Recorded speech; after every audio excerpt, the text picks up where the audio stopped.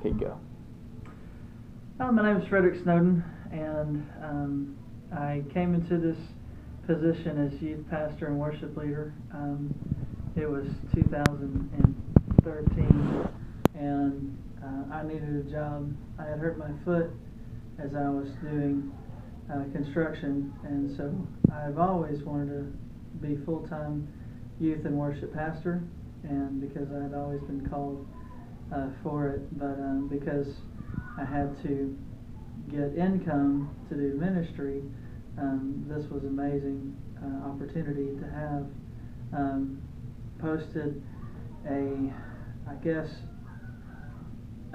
statement saying if anyone had a job, for me, let me know. I could, interview or whatever for it. And Pastor Jeff Bell had an opening, so he contacted me saying that he would love to have us move down and do it. And so it was an amazing thing to be kind of recognized as you have a calling for that, and the actual desire for me to fulfill that role.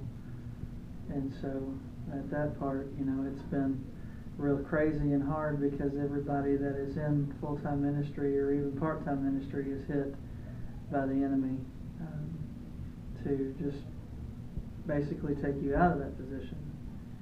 And so that's the hard part of the ministry, is that you actually have a bullseye on your head that the enemy is going to try to take you out and shake you up and get you out of that position to where you're not as an effective person.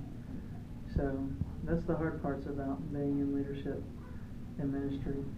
Okay, so whenever you were asked to come here, before that, what were you doing? Like, what was your, qualifications? Like, where have you preached? Where have you played? Where have you youth pastored? Anything like that?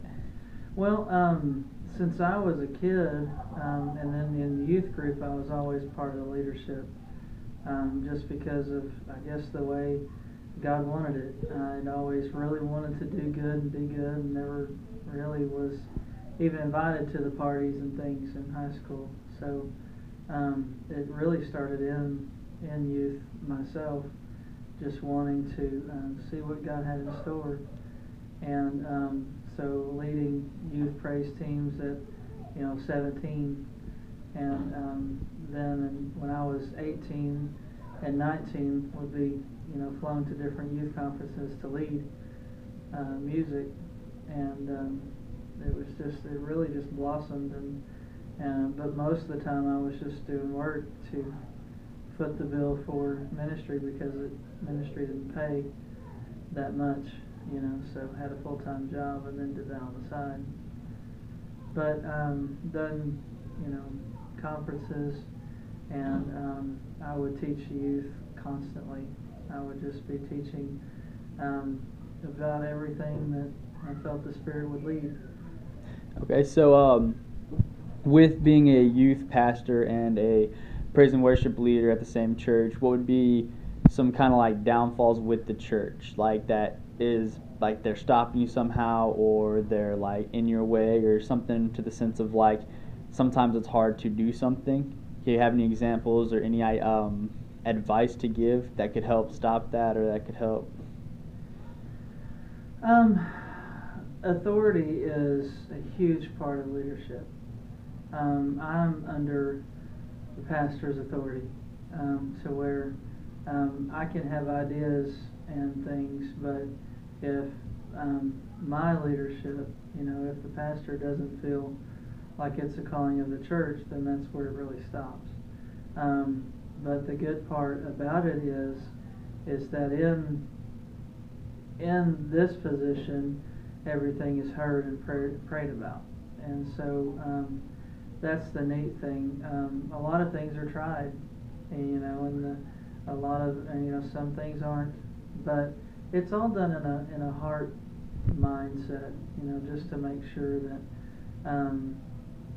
the edification is there, even if we don't try some avenue. But for the most part, in this position that I'm in, it's, well, I mean, if we want to try it, let's see what it's about, and we'll try for a while. If it works, good, we'll keep on and add to it, and if it doesn't, see what happens, see what the issue was and stuff. But for the most part, everything's been really open, and hey, we can try this or try that, or well, we'll do something different next time.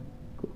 So what would be like your biggest rewards out of being both the youth pastor and the worship leader?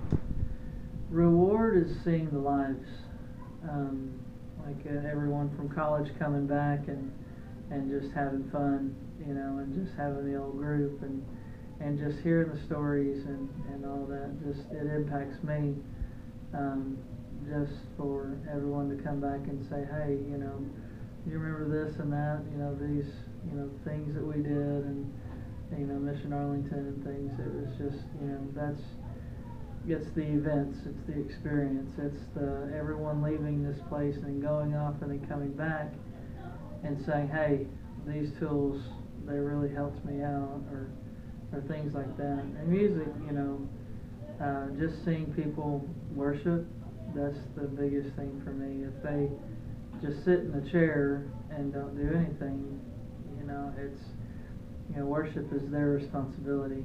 And everyone, who raises their hands and who feels free in worship, that's really what, worship's where you really can get centered, and you can leave all the cares of the world behind, and you don't have to deal with that for a little while, and you can just be free and be yourself, and that's the reward I get. Okay. In a few words, could you give me some advice for leadership in youth ministries, or just a good general sense of advice for leadership in general?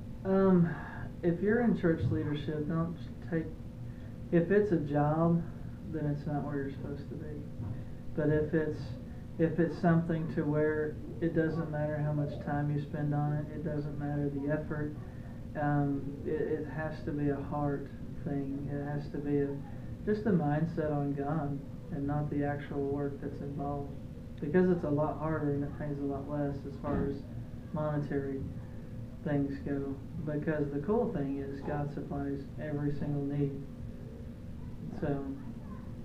All right, well, thank you for letting me interview you. This is Daniel Bell interviewing Fred